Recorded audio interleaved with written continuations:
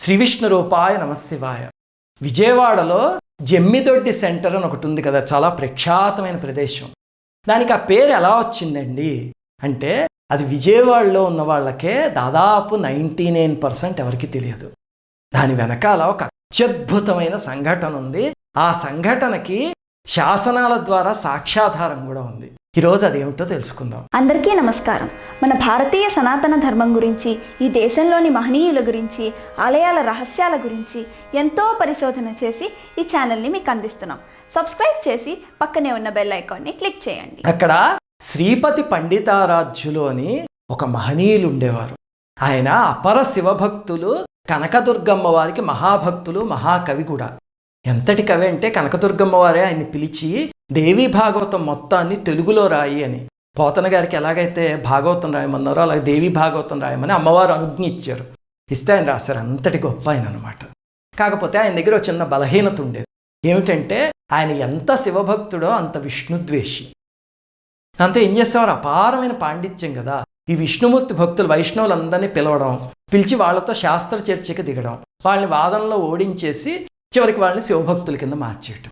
అలాగే చేసేసరికి చివరికి అగ్రహారంలో అందరికీ ఆగ్రహం వచ్చింది. ఒకసారి వచ్చి చిచి ఇలాంటి పనులు చేస్తున్నాడు, ఉండి ఇన్ని శిక్షిద్దామని చెప్పి ఎవ్వరూ ఆయనకి నిప్పు పుట్టించకూడదు అని శాసనం చేశారు. నిప్పు పుట్టించటం అంటే ఏమిటండి అంటే, పూర్వకాలంలో వంటకి కానీ హోమానికి కానీ దీపారాధనకి కానీ అగ్ని రగల్చాలంటే కనుక ఇప్పుడు మనం వెలిగించినట్టు అగ్గిపుల్లలతో వెలిగించేవారు కాదు.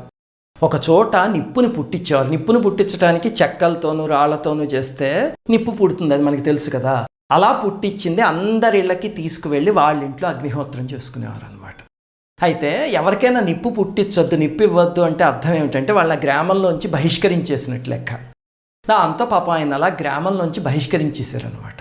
ఆయన ఒక రోజు చూశారు, 2 రోజులు చూశారు, ఇంట్లో పొయ్యి వెలగలేదు, అగ్నిహోత్రం వెలగలేదు. దాంతో బాధ వచ్చేసింది. అగ్నిహోత్రం చేయకుండా బయటకు వెళ్ళేవారు కాదు కదా మహనీయులు. వచ్చి నన్నే ఇంత అవమానిస్తారా, నేనే కనుక పాలనేత్రుడి భక్తుడినైతే ఇంక ఈ గ్రామంలో ఎవ్వరికి నిప్పు పుట్టదు, వెళ్ళండి అని చెప్పి ఏం చేశారు, ఆ జమ్మిదొడ్డు ఉంది కదా, అక్కడ శమీ వృక్షం ఉండేది, జమ్మి చెట్టు, దాని కింద కూర్చుని ధ్యానంలోనూ ఒక రాళ్లతో నిప్పుని పుట్టించి దాన్ని రగిల్చి తన ఉత్తరీయం తీసి అందులో వేశారు. వేసి ఆ చెట్టు కొమ్మకు కట్టి, ఇప్పుడు చూడండి ఊళ్ళో ఎలా నిప్పు పుడుతుందో నేను చూస్తానని చెప్పి వదిలేశారు. వదిలేస్తే అక్కడ అగ్ని మండుతోంది, ఉత్తరీయం కాలటం లేదు, ఊళ్ళో ఎవడిళ్లలోనూ నిప్పు వెలగట్లే. వెలిగిద్దామని చూస్తే ఇప్పుడు ఏదో తడిసిపోయిన అగ్గిపెట్టిని వెలిగిస్తే మనకి ఎలా ఉంటుందో అలా అయింది. చివరికి పక్క గ్రామానికి వెళ్ళి నిప్పు తీసుకొద్దామని చూస్తే అంతా బాగానే ఉంటుంది, ఈ ఊరి దగ్గరికి తీసుకొచ్చేసరికి బుస్సుమని ఆరిపోతుంది. చూసి ఇంక ఊరంతా అల్లాడిపోయి ఏం చేయాలో తెలియక కొండపల్లి ప్రభు దగ్గరికి వెళ్ళారు. వెళ్తే ఆయన చిచి ఇలా ఎలా ఉంటుంది, అసలు చాలా విచిత్రంగా ఉంది, అందులోనూ ఉత్తరీయంలో నిప్పు పెడితే కాలకుండా ఉండవేంటి, ఏమిటి మీరు కథలు చెప్తున్నారా, పదండి వెళ్ళి చూద్దాం అని చెప్పి వచ్చారు ఆయన. అసలు ఈ విద్యని అగ్నిస్తంభనం అంటారనమాట. అంటే అగ్నిని స్తంభింపజేయటం. పూర్వకాలం అలాగే జలస్తంభనం, వాయుస్తంభనం అవన్నీ చేసేవారు ఆ మహనీయులు, మంత్రసిద్ధులు. అయితే ఆయన వచ్చి చూసేసరికి నిజంగానే ఇక్కడ జమ్మిదొడ్డి దగ్గర అలా ధ్యానంలో కూర్చుని ఉన్నారు. పక్కన ఒక ఉత్తరీయంలో మంట మండుతోంది, కానీ ఉత్తరీయం కించిత్తు కూడా కాలటలే. ఆశ్చర్యపోయి అప్పుడు ఇంకా ఆయన శరణం వేడండి, అలాంటి మహనీయుల్ని ఎప్పుడు అవమానించకూడదని చెప్పి ఆయన కాళ్ళ మీద పడితే అప్పుడు ఆయన లేచి ఆ నిప్పు తీసేసి ఉత్తరీయం మళ్ళీ కప్పుకున్నట్ట. కప్పుకున్న క్షణమే మళ్ళీ మంట వెలిగింది. ఇది వినగానే మనకి ఏమిటండి ఇవన్నీ చందమామ కథల్లో ఉన్నాయి అనిపిస్తుంది కదా. మనకి మహాత్ముల చరిత్రలో ఏవైనా అలాగే అనిపిస్తుంది. ఎందుకంటే మనం చేయలేని పనులు ఎవడైనా చేసాడు అంటే వెంటనే సైన్స్ ప్రకారం ఇది ఇంపాసిబుల్ కాబట్టి ఇంకెవడో చేయలేడు, మనకు అదొక పిచ్చి అంతే. కానీ కొన్నిసార్లు ఇలాంటి సంఘటనలకి సాక్ష్యాలు కూడా ఉంటాయి. ఈ సంఘటనకి ఎపిగ్రాఫిక్ ఎవిడెన్స్ ఉంది, అంటే శాసనంలో ఉన్న సాక్ష్యం ఉంది. సామాన్యంగా శాసనంలో సాక్ష్యం ఉంటే అందరూ నమ్ముతారు కదా, అదే చరిత్ర అంటాం మనం. చూడండి, పల్లకేతు భూపాల శాసనం అని విజయవాడకి సంబంధించింది ఒకటి ఉంది. ఇంతకుముందు మీకు ఏవో వీడియోలో చెప్పాను. అది సౌత్ ఇండియన్ ఇన్స్క్రిప్షన్స్ అని శాసనాల్ని భద్రపరుస్తారు కదా, ఆ డిపార్ట్మెంట్లో వాల్యూమ్ 10 పేజ్ 8లో ఉంది. ఆ శాసనంలో 14వ పాదం నుంచి 19వ పాదం వరకు చూస్తే అందులో ఈ సంఘటన చెక్కుంది. ఇదిగో ఆ శాసనంలో ఏముందో ఆ టెక్స్ట్ ఇక్కడ చూపిస్తున్నాను చూడండి మీకు. ఆ శాసనం ఇదివరకు జమ్మిదొడ్డి కిందే ఆ జమ్మి చెట్టు దగ్గరే ఉండేది. ఆ తర్వాత ఇప్పుడు అక్కడ అపార్ట్మెంట్లు అవన్నీ కట్టేసినప్పుడు దాన్ని తీసుకెళ్ళి ఎక్కడో భద్రపరిచారు ఏదో మ్యూజియంలో. కొంతమంది అమరావతిలో ఉందంటారు, కొంతమంది ఇంకో చోటు ఉందంటారు. కానీ ఆ పల్లకేతు భూపాల శాసనంలో ఆ లైన్స్ ఏమిటో ఇక్కడ చూపిస్తున్నాను చూడండి. చూస్తే మీకు దానికి సాక్ష్యం ఏమిటి అనేది అర్థమవుతుంది. ఇప్పుడు ఈ మహాత్ముడి చరిత్రలోనే ఇంకో సంఘటన జరిగింది. దాని గురించి ఒక చిన్న కాంట్రవర్సీ ఉంది, అదేమిటనేది తర్వాత చెప్తాను. ఈ మహనీయుడే వాసిరెడ్డి వెంకటాద్రి నాయుడు గారు ఉన్నారు కదా, ఆయన దగ్గర రాజపురోహితుడిగా ఉద్యోగం చేశారట.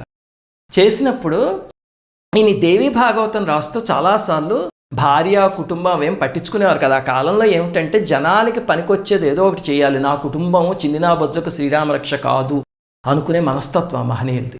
అంతా దేవి భాగవతం రాస్తూ అలా ఉండిపోయారు. చివరికి ఒకసారి ఆయన భార్య కాలం చేశారు.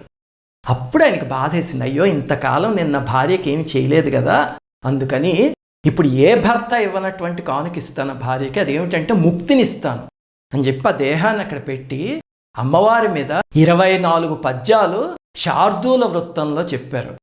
వాటన్నిటికీ ఆఖరి పాదం ముక్తి ద్వారము తలుపు తీయగదవే చాముండి జగజ్జీవని అని వస్తుందన్నమాట. చెప్పేసరికి ఆఖరికి అమ్మవారు అనుగ్రహం కలిగి ఈవిడికి మోక్షం వచ్చి పైకి వెళ్ళిపోయారు. ఆవిడ ముక్తి ద్వారం తలుపు తెరుచుకుని. అంతా ఆయన వెంటనే ఇంకా మీరు తీసుకువెళ్ళి సంస్కారం చేసేయచ్చు, నా భార్యకి ముక్తి వచ్చింది అని చెప్పారు. చెప్పేసరికి కొంతమంది ఆయనకి నమస్కారం చేశారు, కొంతమంది నవ్వుకున్నారు. తర్వాత ఏమైంది, ఆయన ఈ కర్మకాండ అంతా అయిపోయాక మళ్ళీ ఆలయానికి వెళ్ళే అర్హత వస్తుంది కదా. వచ్చినప్పుడు అమ్మవారి ఆలయానికి వెళ్తే కనకదుర్గాదేవి ఆలయానికి, అక్కడ ఏం చేశారట కొంతమంది ఆకతాయిలు, ఎలాగైనా ఈయన అవమానించాలని చెప్పి ఆలయానికి తలుపుకి తాళం వేసేసి పెద్దది కూర్చున్నట్ట.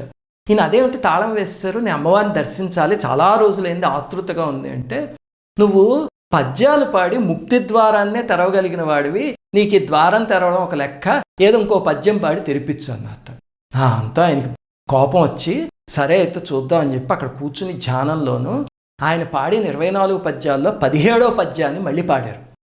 పాడేసరికి ఆశ్చర్యంగా తాళం వీడిపోయి తలుపులు తెరుచుకుని అమ్మవారి దర్శనం ఏంటంటే ఎంత అపూర్వమైన సంఘటన చూడండి.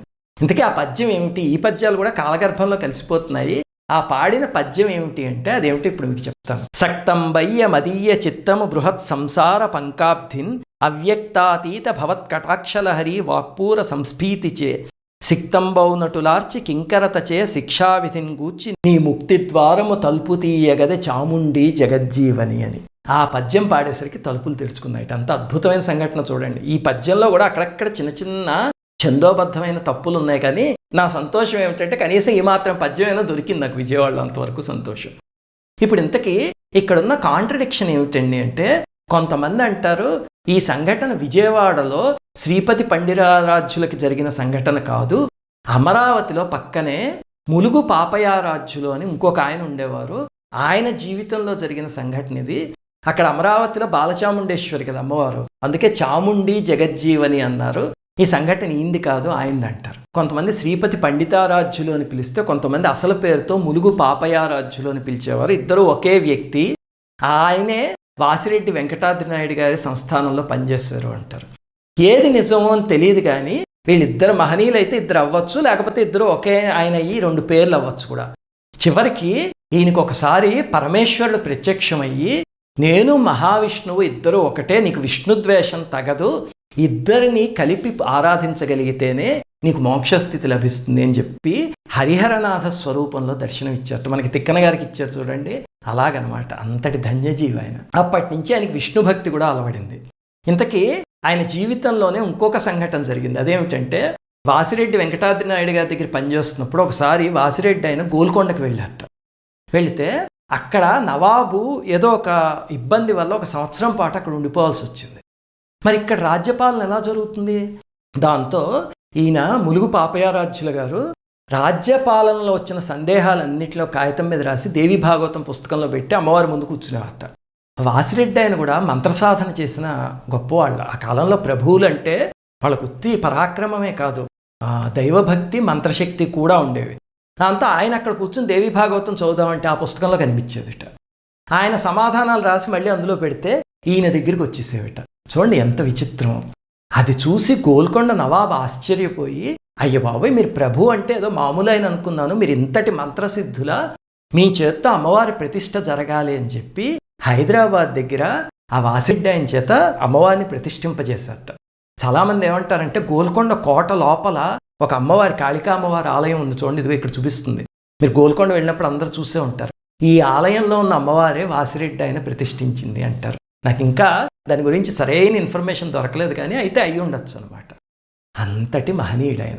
ఇంతకీ వాళ్ళిద్దరూ ఒకటేనా కాదా అవన్నీ పక్కన పెడితే, సరే ఇద్దరు మహనీయులైనా సరే మనకి ఎపిగ్రఫిక్ ఎవిడెన్స్ కూడా ఉంది. ఇలాంటివి తీసుకెళ్ళి మీ పిల్లలకి చూపించండి. ఇలాంటివి చదివి ఎవరైనా పుణ్యాత్ముడు ముందుకొచ్చి ఆ జమ్మిదెడ్డి దగ్గర ఆయన విగ్రహం ఒకటి పెట్టి ఆ శాసనంలో ఏముంది అని ఆ పంక్తులను అక్కడ చెక్కిచ్చి చక్కగా రాశాడు అనుకోండి, రేపు మన పిల్లల్ని అక్కడికి తీసుకువెళ్ళినప్పుడు అమ్మ ఈయన ఎవరమ్మా, ఇక్కడ రాసున్నది ఏమిటి అని అడిగితే, ఆయన ఇంతటి మహాత్ములు, ఇదిగో ఇది శాసనంలో రాసుంది అని ఆ మాట చెప్పారనుకోండి, అప్పుడు మన పిల్లవాడికి నేను హిస్టరీలో చదువుకునే ఫ్రెంచ్ రివల్యూషన్లో జనీల్ బాలాబాగులే కాదు, నా దేశానికి ఎంతో ఘనమైన చరిత్ర ఉంది, అది బ్రిటిష్ వాళ్ళు రాయలేదు కానీ శాసనాల్లో ఉంది, ఇది నా దేశానికి ఉన్న చరిత్ర అని ఇద్దరు పిల్లలు ఆలోచించగలిగారు అనుకోండి, నేను చేస్తున్న ఈ ప్రయత్నం అంతా సఫలీకృతమైనట్టే. అందుకని అక్కడ శాసనం లేకపోయినా సరే ఇప్పుడు ఈసారి మీ పిల్లల్ని కానీ ఆ జమ్మిదొడ్డి దగ్గరికి తీసుకువెళ్తే కనుక ఖచ్చితంగా ఈ సంఘటన గురించి చెప్పండి. అలాగనే ఆ అమ్మవారి పద్యాన్ని కూడా ఒకసారి అక్కడ చదువుకోండి. అది అమరావతిలో జరిగినా ఇక్కడ జరిగినా సరే అలాంటి భక్తుల గురించి తలుచుకుంటే అమ్మ పొంగిపోతుంది. శ్రీమాత్రే నమః.